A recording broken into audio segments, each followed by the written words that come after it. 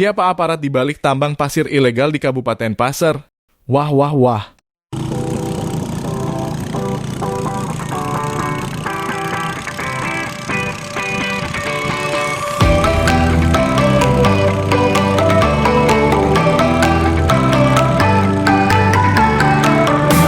Menyingkap hasil investigasi Andi Samudra, pendiri NGO Jaringan Pemantau Independen, disingkat JPI, tentang penambang pasir ilegal di Sungai Kandilo, Kabupaten Pasir, Kalimantan Timur yang merajalela.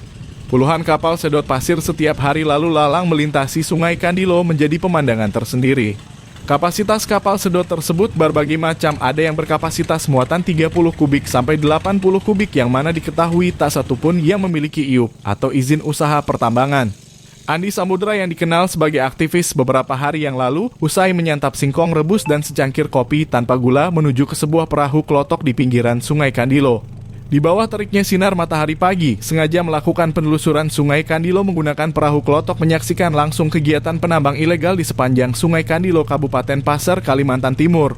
Sambil mengambil foto dan video serta mencatat wilayah koordinat di mana para penambang tersebut melakukan kegiatan yang masuk dalam salah satu pemilik WIUP, yaitu CV Zenzai bersaudara.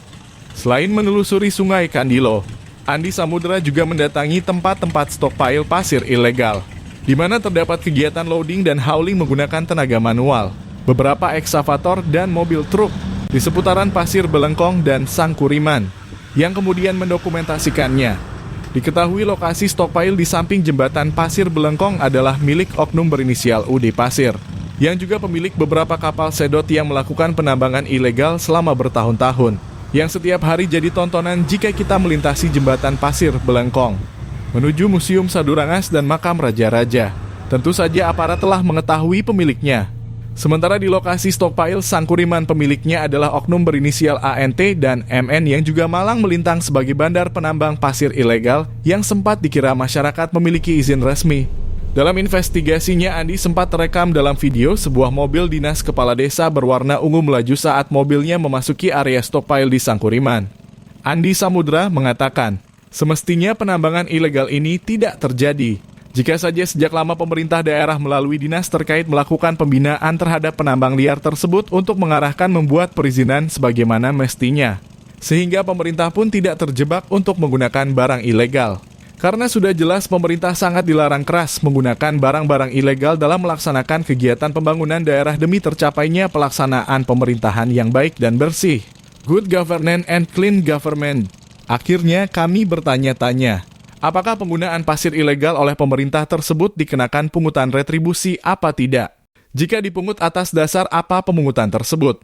Dan dari mana dokumen asal barang tersebut? Kan semuanya harus jelas. Jika dipungut retribusinya, kita juga pertanyakan apakah masuk ke kas daerah, terus pertanggungjawaban daerah bunyinya macam apa? Saya rasa ini pun patut diusut oleh pihak kejaksaan dan aparat yang berwenang. Jika saja pemerintah daerah taat hukum, taat aturan, dan bertindak tegas untuk tidak menerima dan menggunakan barang ilegal, dan hanya menerima barang yang jelas asal-usulnya. Dalam pelaksanaan pembangunan di Kabupaten Pasir, sudah dipastikan penambang ilegal tersebut tidak akan menjamur merajalela seperti saat ini. Jangan sampai para pengguna barang dikesankan sebagai penadah, kan kasihan para kontraktor dan pemilik batching plant kena dampaknya. Kata Andi Samudra saat mengisi obrolan warung kopi di sebuah kafe bersama rekan-rekan LSM di Jakarta.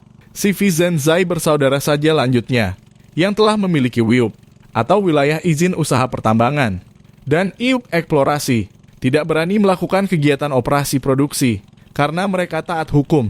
Apalagi selaku pemilik IUP mempunyai kewajiban melakukan pembinaan kepada perusahaan jasa pertambangan dalam penerapan kaidah teknik pertambangan yang baik, good mining practice.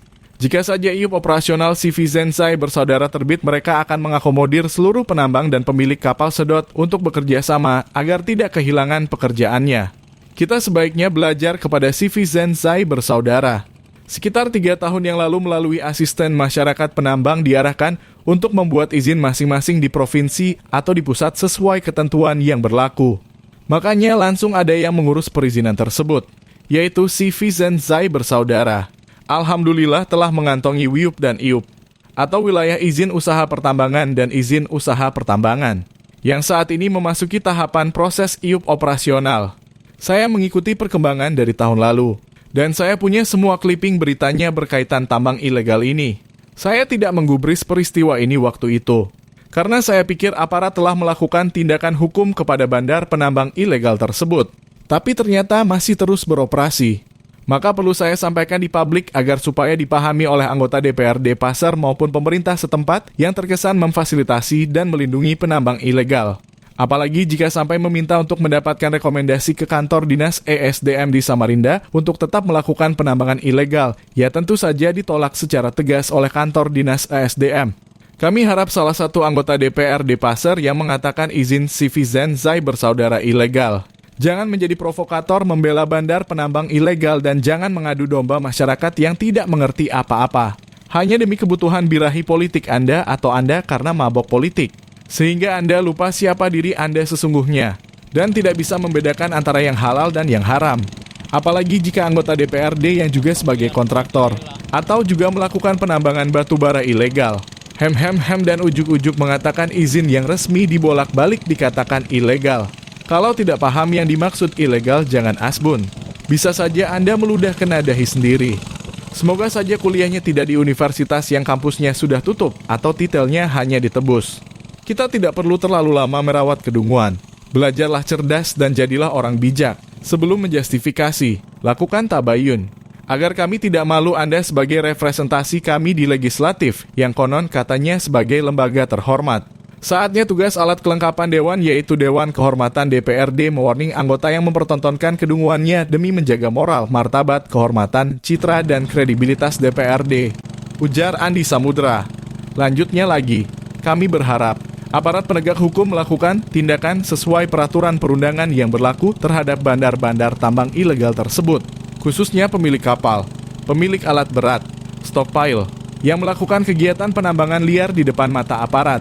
Kegiatan ilegal tersebut harus sesegeranya di-stop sampai ada izin yang resmi. Pungkasnya, saya telah melakukan konsultasi kepada Asisten 2, Saudara Adi Maulana. Saya menanyakan, jika kegiatan tambang ilegal ini ditutup, apa dampaknya terhadap pembangunan? Dengan tegas Adi Maulana menjawab bahwa tidak masalah, karena ada juga yang mengurus izin yang lain, dan ada juga pasir dari Palu. Berarti tindakan penutupan tambang ilegal tidak berpengaruh terhadap kegiatan pembangunan. Kata pendiri NGO Jaringan Pemantau Independen ini, kegiatan ilegal mining ini pernah dilaporkan ke Polres Pasar oleh masyarakat dan kami berharap Polres Pasar sesegeranya menindaklanjuti laporan dimaksud karena laporan tersebut sudah kurang lebih 1 tahun. Jika ini tidak ditertibkan, maka jangan harap aparat dihargai oleh mereka dan bahkan kehilangan wibawa di saat institusi kepolisian berbenah diri, yang mana Kapolri menggaungkan slogan presisi, yang merupakan akronim prediktif, responsibilitas, dan transparansi berkeadilan sebagai identitas baru kepolisian. Pungkas Andi Samudra, putra daerah Pasar yang berlatar belakang budayawan, produser, dan pendiri NGO Jaringan Pemantau Independen ini mengakhiri perbincangannya. Salam presisi.